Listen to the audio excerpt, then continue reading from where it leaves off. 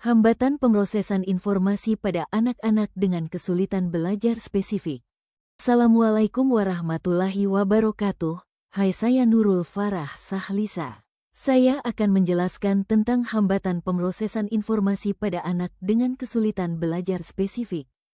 Video ini bertujuan untuk menjelaskan konsep pemrosesan informasi, mengidentifikasi karakteristik dan hambatan pemrosesan informasi pada anak dengan hambatan belajar spesifik, serta memberikan contoh strategi pembelajaran dan media adaptif yang dapat diterapkan dalam proses pembelajaran. Teori pemrosesan informasi menjelaskan bahwa belajar merupakan proses mengolah informasi yang diterima individu melalui beberapa tahapan, yaitu penerimaan informasi melalui indera, penyimpanan dalam memori jangka pendek, pengolahan informasi, dan penyimpanan dalam memori jangka panjang. Keberhasilan belajar sangat bergantung pada kelancaran setiap tahap pemrosesan informasi tersebut. Hambatan belajar spesifik adalah gangguan perkembangan yang memengaruhi kemampuan akademik tertentu, seperti membaca, menulis, atau berhitung, tanpa disertai gangguan kecerdasan. Jenis hambatan belajar spesifik meliputi disleksia, membaca, disgrafia, menulis, dan diskalkulia, berhitung. Anak dengan hambatan belajar spesifik mengalami kesulitan dalam memproses informasi, terutama dalam aspek bahasa dan simbol. Hambatan yang sering muncul antara lain kesulitan mengenali huruf dan bunyi, lambat dalam mengingat informasi verbal, kesulitan mengorganisasi informasi, serta mudah mengalami kelelahan kognitif. Akibatnya, anak sering tertinggal dalam pembelajaran meskipun memiliki tingkat kecerdasan yang normal. Untuk membantu anak dengan hambatan belajar spesifik, guru dapat menerapkan strategi pembelajaran multisensori, yaitu menggabungkan unsur visual, auditori, dan kinestetik. Selain itu, penyajian materi secara bertahap dan berulang sangat membantu proses pemahaman.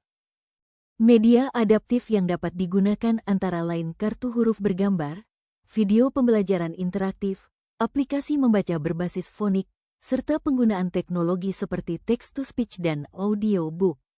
Dukungan lingkungan belajar yang positif dan pemberian umpan balik yang konstruktif juga sangat penting untuk meningkatkan kepercayaan diri anak.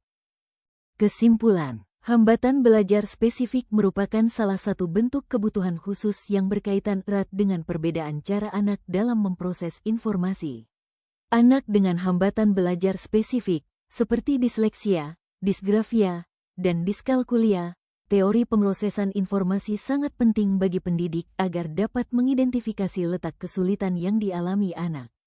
Ketika salah satu tahapan pemrosesan informasi mengalami gangguan, maka proses belajar anak menjadi kurang optimal. Oleh karena itu, anak dengan hambatan belajar spesifik memerlukan pendekatan pembelajaran yang berbeda dari anak pada umumnya, bukan karena mereka tidak mampu belajar, melainkan karena mereka membutuhkan cara belajar yang lebih sesuai dengan karakteristiknya. Penerapan strategi pembelajaran yang tepat, seperti pendekatan multisensori, pengulangan materi, penggunaan bahasa yang sederhana, serta penyajian informasi secara bertahap, terbukti dapat membantu anak dalam memahami materi pembelajaran.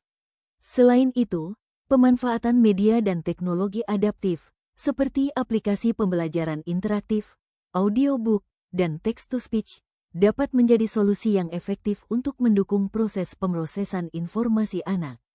Dukungan emosional, lingkungan belajar yang positif, serta kesabaran dari guru dan orang tua juga berperan penting dalam meningkatkan motivasi dan kepercayaan diri anak. Demikian pemaparan mengenai hambatan pemrosesan informasi pada anak dengan hambatan belajar spesifik. Semoga video ini dapat menambah pemahaman kita tentang pentingnya mengenali karakteristik anak berkebutuhan khusus serta menerapkan strategi pembelajaran yang tepat dan inklusif. Dengan pendekatan yang sesuai, setiap anak memiliki kesempatan yang sama untuk berkembang dan mencapai potensi terbaiknya. Terima kasih atas perhatian Bapak, Ibu, dan teman-teman semua. Semoga video ini bermanfaat. Wassalamualaikum warahmatullahi wabarakatuh.